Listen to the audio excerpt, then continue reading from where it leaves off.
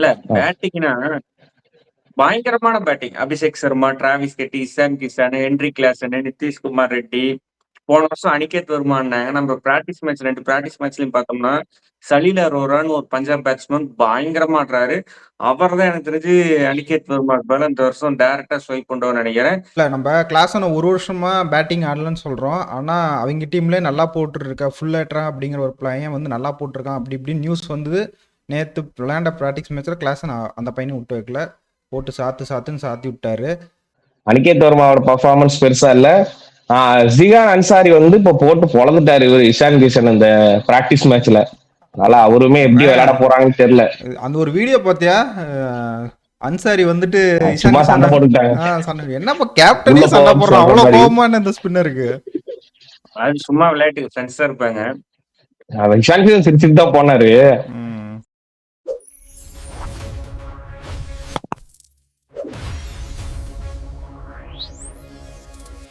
IPL திருவிழா start ஆயிடுச்சு.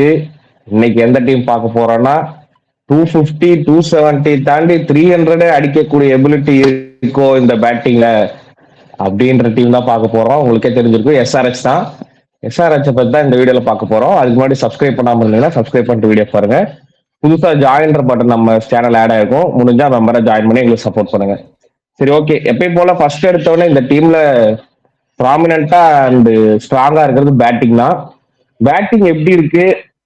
அது இல்லாம கிளாசன் ஒரு வருஷம் பின்னாடி வராரு. நம்ம பிராக்டிஸ் மேட்சஸ் எல்லாம் பார்த்தோம். எல்லாருமே அடிச்சு பழகுறாங்க. என்ன நினைக்கிறீங்க பேட்டிங் பத்தி? தினேஷ் சொல்றதுக்கு முன்னாடி நான் ஒன்று சொல்லிடுறேன். இல்லை நம்ம கிளாஸன ஒரு வருஷமா பேட்டிங் ஆடலன்னு சொல்றோம். ஆனா அவங்க டீம்லயே நல்லா போட்டுருக்கா ஃபுல் ஏட்ரா அப்படிங்கிற ஒரு பையன் வந்து நல்லா போட்டிருக்கான் அப்படி இப்படின்னு நியூஸ் வந்து நேத்து விளையாண்ட பிராக்டிஸ் மேட்ச்ல கிளாஸன் அந்த பையனை விட்டு வைக்கல. போட்டு சாத்துன்னு சாத்தி விட்டாரு. அதுவும் இல்லாமல் நம்ம எஸ்ஆர்ஹெச்சை பொறுத்த வரைக்கும் அவங்க பவுலிங்கு அது கணக்கே வைக்கிறதில்ல. அவங்க பேட்டிங் கோர் என்ன பண்ண முடியும் அப்படின்னு பார்க்குறாங்க. 300 தொட முடியுமா அப்படின்னு ட்ரை பண்ணி அதுக்கு உண்டான பவுலிங் நம்மக்கிட்ட ஒரு 250 கொடுக்க முடிஞ்சாலும் அது ஒரு 50 ரன் டிஃப்ரெண்ட்டில் ஜெயிக்க முடியுமா அப்படின்னு பார்க்குறாங்க. பேட்டிங் பற்றி இந்த டீம் எனக்கு தெரிஞ்ச வரைக்கும் இந்த ஐபிஎல்ல பயங்கர ஸ்ட்ராங்கான பேட்டிங் லைனப்னா அது எஸ்ஆர்ஹெச் தான். இல்ல பேட்டிங்னா பயங்கரமான பேட்டிங். அபிஷேக் சர்மா, டிராவிஸ் கெட்டி, இசான் கிஷான், ஹென்ரி கிளாசன், நிதிஷ்குமார் ரெட்டி, போன வருஷம் அனிகேத் வர்மான்னாங்க. நம்ம பிராக்டிஸ் மேட்ச் 2 பிராக்டிஸ் மேட்ச்லயும் பார்த்தோம்னா, சலீல் அரோரான்னு ஒரு பஞ்சாப் பேட்ஸ்மேன் பயங்கரமா ஆடுறாரு. அவர்தான் எனக்கு தெரிஞ்சு அனிகேத் வர்மாக்கு பதிலா இந்த வருஷம் டைரக்ட்டா ஸ்வைப் பண்ணுவார்ன்னு நெனைக்கிறேன். கம்மின்ஸ் இல்லாதனால லைன் லிவிங்ஸ்டன் டெஃபினட்டா ஸ்டார்ட்டரா இருப்பாரு. அப்படின்னு பாத்தீங்கன்னா, 7 பேட்டிங்குமே செம்ம ஸ்ட்ராங்கா இருக்கு. ஹர்ஷ்டூபேவுமே ஒரு கேப்பபிள் பயங்கரமான பேட்ஸ்மேன் அவரு. எமர்ஜென்சி ஏசியா கப்ல ஒரு 50 அடிச்சு அந்த பங்களாதேஷோட மேட்ச் வந்து சூப்பர் ஓவர் கொண்டு போனதே அவர்தான். அப்படிங்கும்போது ஒரு 8 பேட்ஸ்மேன் தரமா இருக்கு. சன்ரைஸ் கிட்ட இருக்கிற ஒரே பிரச்சனை பவுலிங்கே கிடையாது. அது மட்டும்தான். பேட் கமின்ஸ் பதிலாக லிவிங்ஸ்டன் ஆடுவார்னு சொல்றேன். ஆனா பிராடன் காஸ் நல்லா தானே விளையாண்டுருக்காரு. அவரு போடுவாங்களே. ஏன்னா டைரக்ட் ஸ்வைப் இன்ஜுரி இல்ல. இசான் மலிங்கா இன்ஜுரி. டைரக்ட் ஸ்வைப்பா வந்து பிரைடன் காஸ் அந்த இடத்துல வந்துருவாரு. ஓஹோ, ஓகே. உங்களுக்கு நீ இன்கேஸ் லிவிங்ஸ்டன் பேட் கமின்ஸ் இருந்தாலுமே லிவிங்ஸ்டனும் ஒரு பேட் கமின்ஸ் 2 பேருமே ஆடுறதுக்கு கூட வாய்ப்பு இருக்கு இந்த ஸ்குவாட்ல. சரி, இப்போ இன்னொன்னு பேட் கமின்ஸ் நம்ம இல்லைன்னு தெரிஞ்சிருச்சு. கேப்டன் மாத்திட்டாங்க. Ishan Kishan captain, Abhishek Sharma vice captain. ஏன்னா இப்போ ஸ்மார்ட்ல கப்பு ஜெயிச்சுட்டு வந்திருக்காரு. அது இல்லாம T20 வேர்ல்டு கப்லயும் பிளாஸ்ட் பண்ணிட்டு வந்திருக்காரு இஷான் கிஷன். எப்படி இருக்கும் அவரோட கேப்டன்சி?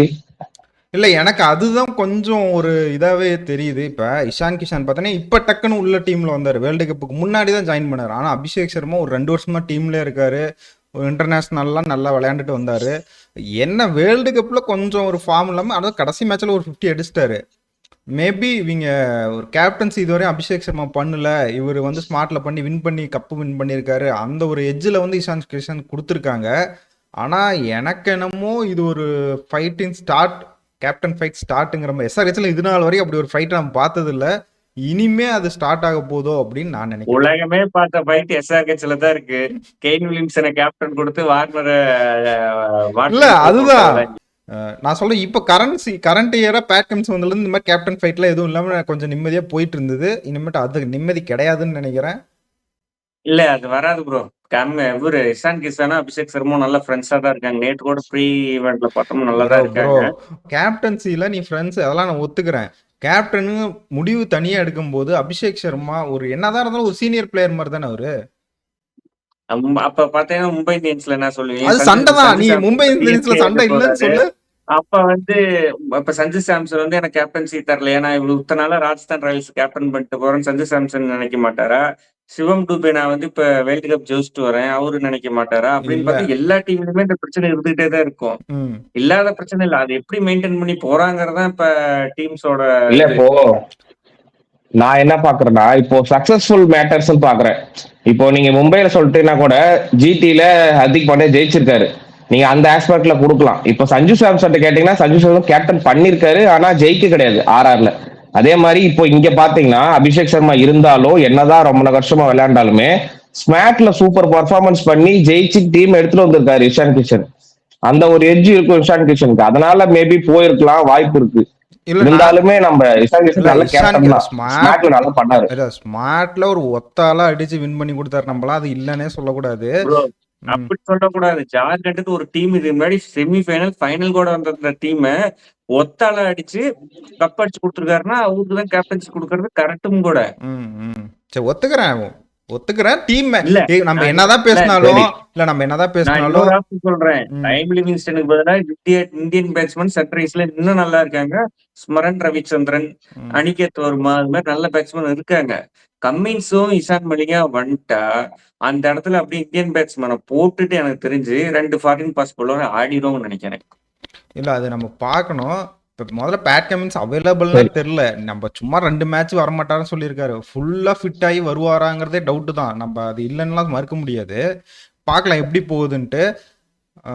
மற்றபடி சரி இப்போ இப்போ இந்த டீமுக்கு பெரிய தலைவலி அப்படின்னா பவுலிங் தான். நம்ம அது இல்லைன்னே சொல்ல முடியாது. இன்ஜுரி அது இதுன்னு கஷ்டப்பட்டு எடுத்தா அந்த பக்கம் பார்த்தேன்னா ஜெய்தவ் உனக்கட்டு, ஹர்ஷல் பட்டேல் அவ்வளோதான் 2 பிளேயர் தான். ஓகே ஐபிஎல் நாங்கள் இந்த மாதிரி விளையாண்டுருக்கோம் அப்படின்னு தெரியுது. மற்றபடி ஒண்ணுமே இல்ல பவுலிங்ல. நம்ம இல்ல இப்போ சிவமாவிலாம் இருக்காரு. அவருமே பவுலிங்ல இன்ஜுரி போனோம் தான். நம்ம 2 மேட்ச் போடுவார், 3ஆம் மேட்ச் இன்ஜுரின்னு உட்காந்துக்குவாரு. அவ்வளவுதான்.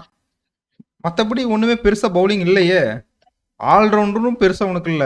ஆல்ரவுண்டர் நீ கணக்கு வச்சனா நிதிஷ்குமார் ரெட்டி ஒரு பவுலிங் போடுவார், அவ்வளவுதான். அபிஷேக் சர்மாலாம் கொண்டு வந்து ஆல்ரவுண்டர்ல வச்சிருக்காங்க. ஆனா 2 ஓவர் போடுவாங்களா அபிஷேக் சர்மாட்ட இருந்து? எமர்ஜென்சி ஏசியா கப்ல அஷ்துபே நல்லா விளையாண்டாரு, ஒத்துக்கிறேன். ஆனா இந்த மாதிரி ஐபிஎல்ல வந்துட்டு போன வருஷம் நீ நல்லா போட்டுறானுங்க. ஆனா அது ஒன்றும் வின்னிங் பர்ஃபார்மன்ஸா மாறலையே. போன வருஷம் அவங்க இஷான் மலிங்கா அஷ்டுபே வந்ததுக்கு அப்புறம் சன்ரைஸ் எல்லா மேட்சுமே ஜெயிச்சாங்க. கடைசி 5 மேட்ச் ஜெயிச்சாங்க. ம். முதல்ல 7 அடி வாங்கிட்டாங்க சமீர் சிம்ரன் சிங்கும் பண்ண சம்பவத்துல. அதுக்கப்புறம் சன்ரைஸ் ஜெயிச்சாங்க 7-5 ஜெயிச்சு கடைசி 5 5வது மேட்ச் அவங்க பர்ஃபார்ம் பண்ணாங்க. ம். நல்லா தான் பர்ஃபார்ம் பண்ணாங்க. இஷான் மல்லிகாவும் சூப்பரா பண்ணாரு. ம். இப்போ என்னன்னா இதுல வந்து பேட் கமின்ஸ் இருந்திருந்தாருன்னா இது ஆக்சுவலா ஒரு நல்ல பவுலிங் லைனப். உங்களுக்கு ஹர்ஷல் பட்டேல், பேட் கமின்ஸ், உனட்கட்டு, இல்லைன்னா நீங்க ஹர்ஷ் தூபே இல்ல வேற யாரும் வேணா போட்டு ஆடலாம். பிரைடன் ஸ்கார்ஸ், சிவமாவி நிறைய பேர் இருக்காங்க. இப்போ இதுல பேட் கமிங்ஸ் இல்லாதனால ஒரு ப்ராமினன்டான ஓவர்சீஸ் பவுலர் இல்ல. இப்போ அதுதான் பிரச்சனையே இங்க. இப்போ இதுல ஹர்ஷல் பட்டேல் எப்படியா இருந்தாலுமே போட்டுருவாரு. ஒரு 4 ஓவருக்கு 36 ரன் 40 ரன் கண்டிப்பா போட்டுருவாரு. ஒரு விக்கெட் எடுத்து கொடுத்துருவாரு. உனட்கட்டுமே போட்டுருவாரு. அந்த ரேஞ்சில் தான் போடுவாரு. ஆனா உங்களுக்கு ஸ்ட்ரைக் பண்ணக்கூடிய பவுலர்ஸ் இதுல கிடையாது. இஷான் மல்லிகா இருந்தா கரெக்டா இருந்திருக்கும். இப்ப இஷான் மல்லிகா இருந்ததுனால இப்ப இவங்க பிரைடன் ஸ்கார்ஸ், கமிந்து மெண்டிஸ் இந்த மாதிரி இருக்காங்க. இதுல ஜாக் எட்வர்ட்ஸுக்குமே இன்ஜுரி. இப்ப இஷான் மல்லிகாவும் இது எதுவுமே தெரியல. இஷான் மல்லிகாவோட அப்டேட்டும் தெரியல. அனிகேத் வர்மாவோட பர்ஃபார்மன்ஸ் பெருசா இல்ல. ஜிகான் அன்சாரி வந்து இப்ப போட்டு பொழந்துட்டாரு இவர் இஷான் கிஷன் இந்த பிராக்டிஸ் மேட்ச்ல. அதனால அவருமே எப்படி விளையாட போறாங்கன்னு தெரியல. அந்த ஒரு வீடியோ பார்த்தியா? அன்சாரி வந்துட்டு சும்மா சண்டை போட்டுட்டாங்க. என்னப்பா கேப்டனே சண்டை போடுறான். அவ்வளவு கோபமா இந்த ஸ்பின்னருக்கு. அது சும்மா விளையாட்டுக்கு ஃப்ரெண்ட்ஸா இருப்பாங்க. இஷான் கிஷன் சிரிச்சுட்டு தான் போனாரு. அதனால ஒன்றும் பிரச்சனை இல்லை. மேக்சிமம் சிவகுமார் ஆடிடுவாங்க அந்த சைனாமேன் பவுலரை. ஹர்ஷ் தூபே, சிவகுமார், ஹர்ஷல் பட்டேல் 12 ஓவர் ஆச்சு. நிதிஷ்குமார் ரெட்டி பிராக்டிஸ் மேட்ச்ல நல்லா தான் வந்து போடுறாரு. எனக்கு தெரிஞ்சு அவர் தான் பவர் பிளேல ஸ்டார்ட் பண்ண போறாருன்னு நினைக்கிறேன். எனக்கு தெரிஞ்சு இந்த மாவி, உனக்கட்டு, இந்த சபிக் ஹுசேன், அப்புறமேட்டு வந்து பிரபுல் ஹிண்டே, ஓம்கார் டம்லே, இது ஒரு 5-6 பேர் இருக்காங்க. அப்படிங்கல யாரா ஒருத்தர் ஒரு பிளேஸ புடிச்சிருவாங்க.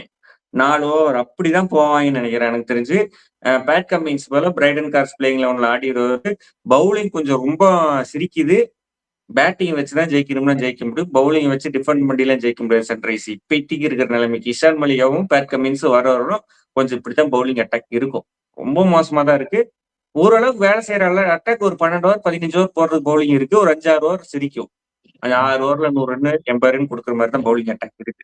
ஏன்னா இப்போ அக்ஷல் பட்டேல் உனட்கட் மேல டிபெண்டன்ஸா இருக்காங்க. யாராவது ஒரு அன்கேப்டு பிளேயர், புதுசா விளையாடுற பிளேயர் கண்டிப்பா பர்ஃபார்ம் பண்ணி ஆகணும். பர்ஃபார்ம் பண்ணிட்டாங்கன்னா ஓரளவுக்கு இந்த பவுலிங் லைன் தப்பிச்சிரும். ஒரு 200 அந்த மாதிரி தான் வரும்.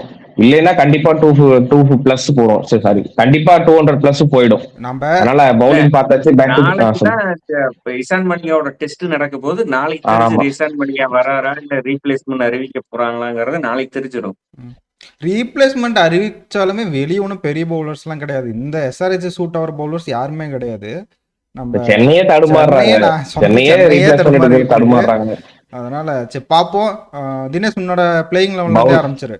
என்னோட பிளேயிங் 11 பேட்டிங் ஊருக்கே தெரிஞ்சதுதான். Abhishek Sharma, Travis Head, Ishan Kishan, Henry Klaasen, என்கேஆர், சலீல் அரோரா, லைம் லிவிங்ஸ்டன் 7 ஓவர்லும், 8 பிடி பிரைடன் கார்ஸ், வேற ஆப்ஷன் கிடையாது. 9 ஹர்ஷ் டூபே, 10 சிவாங் குமார், 11 நான் ஹர்ஷல் பட்டேல் வைக்கிறேன். இம்பாக்ட் பிளேயரா யார் அந்த ப்ரொஃபைல் கிண்டேவா, ஓம்கார் டாம்லேவா, சிவமாபியா இல்ல உனக்கட்டாங்கிறது பேஸ்ட் ஆன் கண்டிஷன்ஸ் எப்படி ஆட வைக்க போறாங்கன்னு சொல்லிட்டு தெரியல. இதுதான் மேக்சிமம். இதை விட்டா பெருசா பிளேயிங் 11 சேஞ்சஸ் இருக்காது. அது சிவாங் குமாருக்கு போல போன வருஷம் எக்ஸ்பீரியன்ஸ்டு பிளேயர் சீசன் அன்சாரி ஆட வைக்கிறதுக்கான ஒரு வாய்ப்புகள் இருக்கு. மேபி எந்த சேஞ்சஸும் இதுல டீம்ல இருக்காரு. எனக்கு என்னமோ நான் உங்க கூட இந்த பிளேயிங் லெவலில் ஒத்து போறேன். எனக்கு என்னமோ இந்த சலீல் அலோரா நீங்க சொல்றீங்க ஓகே. எனக்கு இன்னும் அவரோட நான் பேட்டிங் ப்ராக்டிஸ் மேட்ச்ல பார்த்துருக்கேன், அடிக்கிறாரு இல்லைன்னா சொல்லல. ஆனா அன்கித் வர்மா போன வருஷம் அடிச்சாரு. ஒருவேளை ப்ராக்டிஸ் மேட்ச்ல சரியா படாம இருக்கலாம். மேபி அவருக்கு நான் ஒரு மேட்ச் வாய்ப்பு கொடுப்பேன். இல்ல சலீல் அரோரா ப்ரொஃபஷனலா ஷாட் அடிக்கிற மாதிரி இருக்குது. அந்த ஒரு ரிஷப் பண்ட் மாதிரி கண்ணை நோ லுக் சிக்ஸ் இந்த டபுள் பிரேவிஸ் மாதிரி அடிக்கிறாரு. இந்த அனிகேத் வர்மா கண்ணை மூடிட்டு சுத்துறது. ஸ்பின்னர்ஸ் எல்லாம் நல்லா அடிச்சிடாரு, பாஸ் பவுலிங்க அடிக்கிறதுல. டெத் ஓவர்ஸ்ல பாஸ் பவுலர்ஸ் தானே போடுறாங்க. அதனால death overs kidding Salil Arora ஒரு ஸ்டெப் முன்னாடி ப்ரிப்பேர் பண்றவங்கன்னு தோணுது. இல்ல நான் அது ஒத்து போக மாட்டேன். போன வருஷம் பர்ஃபார்ம் பண்ணியிருக்காரு. ஒரு மேட்சாவது வாய்ப்பு தரணும். டக்குன்னு நீ ப்ராக்டிஸ் மேட்ச் வச்சு அவர் இறக்குவா வெளியே தூக்கி போட்டுருவாங்களா என்னன்னு தெரியல. அந்த மாதிரி நான் ஒரு மேட்ச், அதாவது நம்ம ஜெயிக்க போறோன்ட்டு அப்படி இல்லை, நான் ஸ்ட்ரைட்டாவே உள்ள கொண்டு வரணும். ஏன் போன வருஷம் அவங்களுக்கு நல்லா தான் அடி கொடுத்தாரு. ஒரு மேட்ச் 2 மேட்ச் பார்ப்பேன். அப்படி இல்லைன்னா சலீல் அரோரா உள்ள எடுத்துட்டு வருவேன். எனக்கு அது மட்டும் தான் சேஞ்சஸ். இந்த டீம்ல நீ பவுலிங் இன்னும் நீ சொல்ற மாதிரி தான் உள்ள போயிடணும். பேட் கமிஷன்ல நான் யாரு பிராட் காசு தான் போய் ஆகணும். ஈசான் மலிங்கா இன்னும் அப்டேட் தெரியல, நாளைக்கு தான் தெரியும். கொஞ்சம் மாட்டிக்கிட்டு பவுலிங்லாம் மாட்டிக்கிட்டாங்க. நம்ம அது இல்லைன்னு சொல்ல முடியாது. இஷான் மலிங்காவும் கமின்ஸ் பவுலிங் அட்டாக் நல்ல பவுலிங் அட்டாக் மாதிரி தான் ஓரளவுக்கு தெரிஞ்சது இருக்கும். ஓரளவுக்கு சுமாரா ஒரு 5ஆவது இடம் 6ஆவது இடம் கொடுக்குற மாதிரி. அவங்க 2 பேருமே பிஞ்சுரிங்கிறதுனாலதான் இந்த பவுலிங் அட்டாக் ரொம்ப மோசமான பவுலிங் அட்டாக் மாதிரி தெரியுது. பெருசா எனக்குமே ஸ்குவாட்ல சேஞ்சஸ் கிடையாது. இதேதான். இப்போ எனக்கு என்ன தோணுது, இப்போ அவரோட கோச்சிங் ஸ்டாஃப் யாராவது டேனியல் விக்டோரி தான்.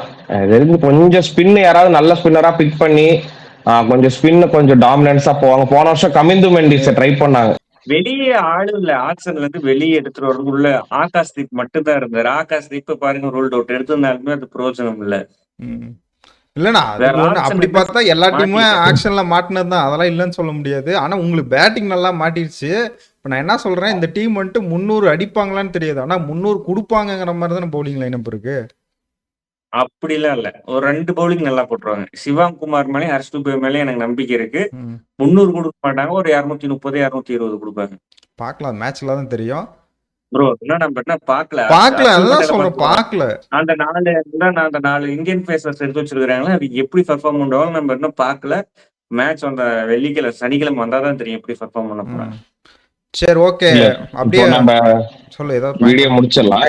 அதுக்கு முன்னாடி இந்த எஸ்ஆர்ஹெச்சோட ஸ்கவுட்டிங் ஒரு 2-3 வருஷமா நல்லா தான் இருந்திருக்கு. ஏன்னா கொஞ்சம் நம்ம தெரியாத பிளேயர்ஸ், கொஞ்சம் சின்ன லீக்ல ஆடுற பிளேயர்ஸ், நல்லா ஆடுற பிளேயர்ஸ் எல்லாம் எடுத்து பர்ஃபார்ம் பண்ண வச்சிருக்காங்க. அதனால இந்த வருஷம் அவங்களுக்கு கண்டிப்பா பர்ஃபார்ம் பண்ணியே ஆகணும் ஒரு அன்கேப்டு பிளேயர் பவுலர்ல அப்படின்னு சொல்லிட்டு இருக்கு. அப்பதான் டீம் குவாலிஃபை ஆகிறதுக்கும் வாய்ப்பு இருக்கு. அதனால என்ன பண்ண போறாங்கன்னு தெரியல, பார்ப்போம். இது வரைக்கும் பார்த்துருப்பீங்க வீடியோ. எங்களோட 3 பேரோட ரேட்டிங் இப்ப பாத்திரலாம். என்னோட ரேட்டிங் என்ன தினேஷ்? பிளே ஆஃப் போவாங்களா மாட்டாங்களா?